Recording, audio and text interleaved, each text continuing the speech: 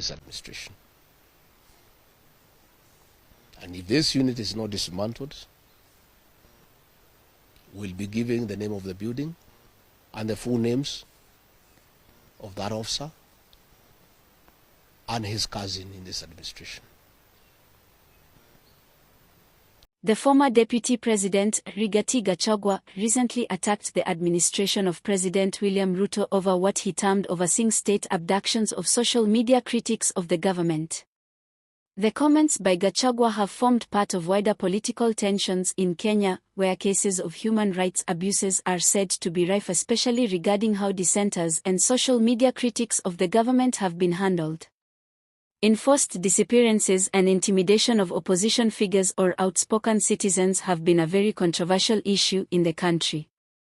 While the remarks by Gachagua reveal his disgruntlement with the current regime, they also reveal a political rivalry that has existed in perspective, with Gachagua himself being part of the opposition in Kenya's political circles.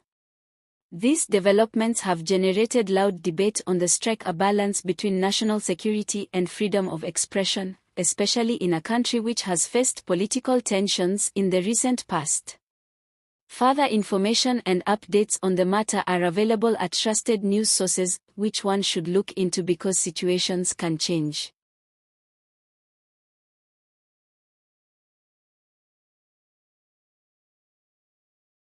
This administration. And if this unit is not dismantled, we'll be giving the name of the building and the full names of that officer and his cousin in this administration. And these people are not answerable to the Inspector General of Police. Your guess is as good as mine as to who is the commander of that unit. Let me emphasize that killing our children will not quell the anger of the Kenyan people.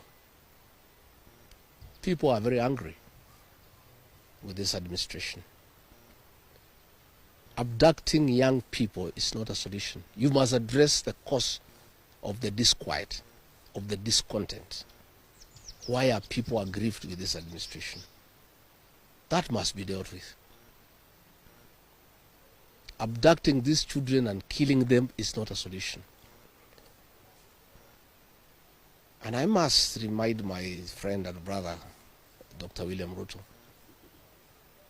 that since independence, no government has ever gone for children. This is the first administration in the history of this country to target children for repression and persecution. Even the colonial administration, brutal as it was, it never went for the children. And the question the president must address is simple. Why has everybody turned against you and the administration in only 2 years? That is what you need to interrogate instead of persecuting these children. Again, he must understand the law of nature. Nature abhors vacuum.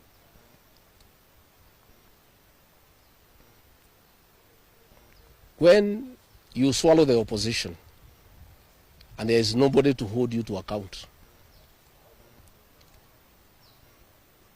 when you capture parliament and other institutions of oversight, since nature abhors vacuum, other formations will emerge to oversight you and hold you to account.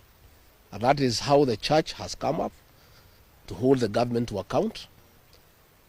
And that is how these young Kenyans have come out to hold the government to account.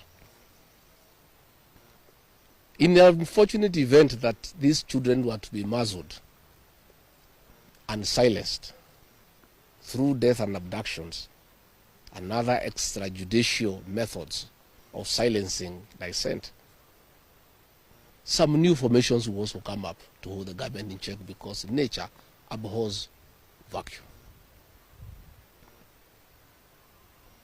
So the amount of repression that is going on in the country is unparalleled, it is unprecedented, and it needs to come to an end. I have just learned we have a prayer meeting in Shamata Ward in Nyandarua tomorrow. We have a farm. The residents of that ward normally meets once in a year for prayers to close the year. We have prayers tomorrow. And the police commander there in that county is intimidating leaders to cancel those prayers, that they will not be allowed to take place, that they need a permit. I want to tell the county commander in Nyandarua that you don't need a permit to hold prayers. Again, is this repression by this administration. Even if you stop the people of Nyandarua from holding prayers, that will not change their political views of what they think about this administration. I want to say the prayers will go on. I'll be in attendance with the residents of Shamata. And if the police want to come and stop the prayers, they can go ahead. But that will just enrage the people even more. And those tactics of using police to stop prayers were tried by the previous administration. And the president knows how it worked out. You just agitate people more. You make people more rebellious. There is no need for police to interfere with people's rights of expression, of association, and the freedom of worship. So I want again to ask the Inspector General of Police to tell his county commander in Nyandarua not to interfere with the rights of the people of that area to hold prayers and to congregate to pray together, because those rights are guaranteed in the Constitution. And this is not the way to deal with dissent and discontent. Let the government take time to find out why people are unhappy. Why are people so discontented with this administration? But try to stop people from meeting, from congregating, will not solve any problem. It will just magnify an already bad situation. And I can tell them it will not work. It's an exercise in futility. So good people, I just wanted to make those remarks about abductions. And I can answer one or two questions, if there is.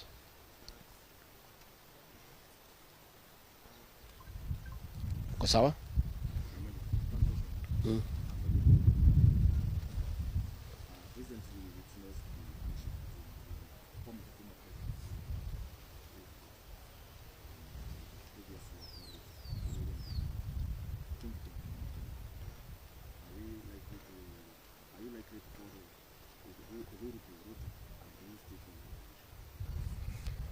I don't know whether Uhuru is going to Ruto. I don't have such information.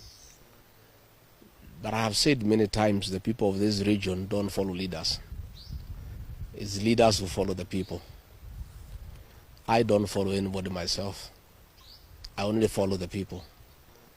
I have said I have very extensive consultations with the people of this region so that we decide what is our political destiny. That consultation is ongoing. It's going on. It's very extensive. It's very thorough. And it's what I'm doing here.